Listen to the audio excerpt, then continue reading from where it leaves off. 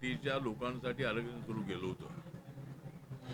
दलितांसाठीच नाही तर दलित असतील, मराठा असतील, मुस्लिम असतील, ओबीसी असतील, या सर्वांसाठी त्यांनी आरक्षण सुरू केलेलं होतं.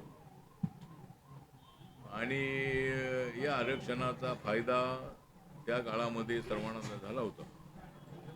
डॉक्टर बाबासाहेब आंबेडकरांना सुद्धा लंडनला जात असताना जाण्यासाठी राजश्री शाहू महाराजांनी स्कॉलरशिप दिली होती.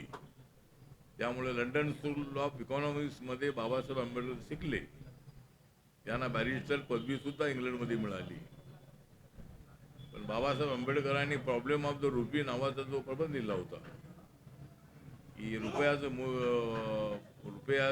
मूल्याचं कोणता प्रॉब्लेम आहे, तर तिकडे जर पूर्वीच्या सरकारने लक्ष दिलं असतं तर आज डॉलरच्या भावामध्ये रुपयाची सुद्धा किंमत मोजली गेली असती. पण डॉलर हा महाग होतो आहे, पाऊंड महाग होतो आहे आणि रुपया मात्र जवळजवळ आता 60-65 रुपयाला $1 असायचा. पण आता 95 रुपीच्या पुढे तो डॉलर गेलेला आहे. तर त्याच्यावर अर्थतज्ञांनी थोडासा गंभीरपणे विचार करणं त्यांना आवश्यक आहे आणि रुपयाचं मूल्य कसं वाढेल याचा आपल्याला प्रयत्न करायचा आहे. आज कोल्हापूर शहरामध्ये जी बैठक झाली, राजश्री शाहू महाराजांच्या नावाने हा हॉल आहे. हॉलचं रिनोव्हेशन अत्यंत चांगलं करण्यात आलेलं आहे आणि आमची रिनोव्हेशन झाल्यानंतरची पहिलीच बैठक इथं आहे. विदर्भ सोडून बाकीचे पश्चिम महाराष्ट्र आहे, मराठवाडा आहे, मुंबई आहे, कोकण आहे, उत्तर महाराष्ट्र आहे, या ठिकाणचे लोक सगळे आले होते आणि विदर्भाच्या कार्यकर्त्यांबरोबर लांब पडते म्हणून त्यांची बैठक आम्ही वेगळं घेण्याचं ठरवलेलं आहे. तर आज बैठक मधला जो मुख्य विषय होता, तो मुख्य विषय हा होता की बाबासाहेब आंबेडकरांनी चौदार तळ्याचा सत्याग्रह जो केला होता त्याला 99 वर्ष संपूर्ण आता 100व्या वर्षामध्ये पदार्पण केलेलं आहे. आणि त्या काळामध्ये बाबासाहेब आंबेडकर चौदार तळ्याच्या सत्याग्रहासाठी गेल्यानंतर त्या ठिकाणी तुफान अशी दगडफेक झाली होती. पण आता आम्ही प्रत्येक वर्षाला 20 मार्चला तिथं जातो, तर आमच्यावर कुणी सुद्धा दगड मारत नाही. आम्ही त्या तळ्यामध्ये जाऊन आम्ही ती पाणी पित असतो किंवा त्या पाण्याला स्पर्श करत असतो. तर समाजामध्ये तसं बरंचसं परिवर्तन झालेलं आहे. कायद्याचं राज्य आलेलं आहे. संविधानाने दलितांना संरक्षण दिलेलं आहे, दलित आदिवासींना, आणि त्यामुळं समाजामध्ये मोठं परिवर्तन होतच आहे. तर आम्ही आता ठरवलेलं आहे की 14 ऑक्टोबर हा दिवस आमच्यासाठी अत्यंत परिवर्तनाचा दिवस आहे. बाबासाहेब आंबेडकरांनी 14 ऑक्टोबरला बौद्ध धम्माची दीक्षा घेतली होती नागपूरमध्ये. तर त्या दिवसाचं औचित्य साधून आम्ही 14 ऑक्टोबरला एक समाज परिवर्तन मार्च जो आहे हा मार्च आम्ही काढणार आहोत आणि हा मार्च साताऱ्यापासून काढणार आहोत.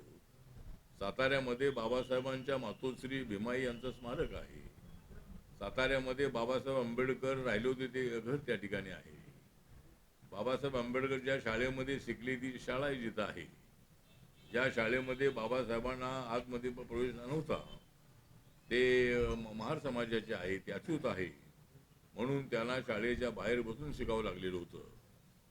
तर आता परिस्थितीमध्ये बराचसा बदल झालेला आहे. त्यामुळं आम्ही आता कोणत्याही शाळेमध्ये आम्हाला कुठे अडवत नाही आहे. प्रत्येक शाळेमध्ये सवर्ण मुलांच्या बरोबर शिकण्याची संधी आम्हाला मिळालेली आहे आणि त्या पद्धतीनं जसा बदल झालेला आहे, समाजामध्ये परिवर्तन झालेलं आहे आणि बाबासाहेब आंबेडकरांनी परिवर्तनासाठीच तो सत्याग्रह केला होता.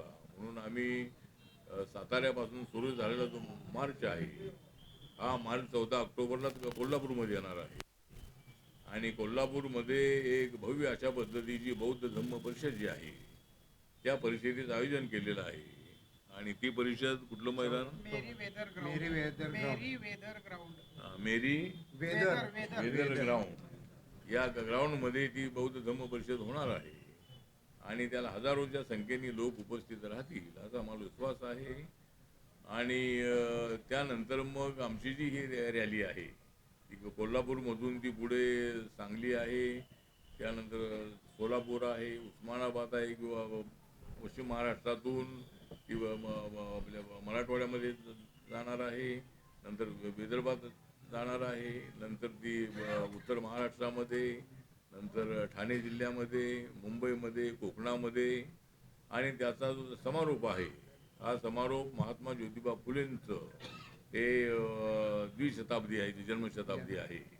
तर त्यामुळं पुण्यामध्ये महात्मा फुलेंचा जो सर्व कार्यकाल होता तो पुण्यामध्ये होता, आणि त्यामुळं पुण्यामध्ये याचा समारोप आम्ही करण्याचं ठरवलेलं आहे. आणि हा समारोप 18 नोव्हेंबरला पुण्यामध्ये करण्याचं आम्ही ठरवलेलं आहे. आणि सर्व या रूटवरती ज्या ज्या ठिकाणी आमचे स्टॉपिंग असतील त्या त्या ठिकाणी काय छोट्या मोठ्या सभा होतील. आमच्या या रॅलीसोबत काय आपले आंबेडकरी समाजाचे कलावंत असतील. त्यानंतर जिल्ह्यामध्ये एक मोठी जी रॅली आहे, सभा आहे, ती एका जिल्ह्यामध्ये एक सभा मोठी करायची आहे. आणि त्या परिषदेला वेगवेगळी नावं आम्ही देणार आहोत. सामाजिक समता परिषद आहे, विषमता निर्मूलन परिषद आहे, समाज एकता परिषद आहे, किंवा अशी नावं देऊन आम्ही त्या ठिकाणी काय वक्त्यांना त्या ठिकाणी बोलणार आहोत. त्यामुळं असाही प्रयत्न आपल्याला करायचा आहे.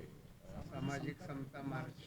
आणि सामाजिक समता मार्ग जो आहे, सामाजिक समता मार्ग म्हणजे समाजामध्ये समानता आणण्यासाठी परिवर्तन आहे. सामाजिक समता मार्च जो आहे या नावाने आता तो मार्च आमचा निघणार आहे. आणि या मार्चमुळं समाजामध्ये जागृती निर्माण करण्याचा आमचा प्रयत्न आहे, समाज जोडण्याचा प्रयत्न आहे.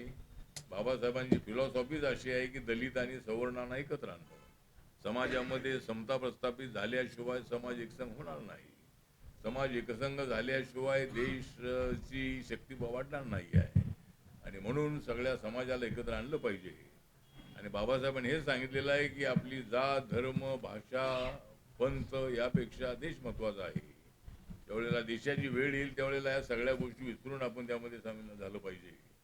आणि दलितांनी त्याने आवाहन केलं होतं की जरी काय आपल्यावर अत्याचार होते असले तरी देशासाठी आपल्याला लढलं पाहिजे. आणि म्हणून महार बटालियन नावाचे महार बटालियन सुरू करण्याच्या संबंधातली मागणी त्यांनी केली होती. आणि आपल्या आर्मीमध्ये महार बटालियन आहे, सागरमध्ये मध्य प्रदेशमध्ये त्याचं सेंटर आहे,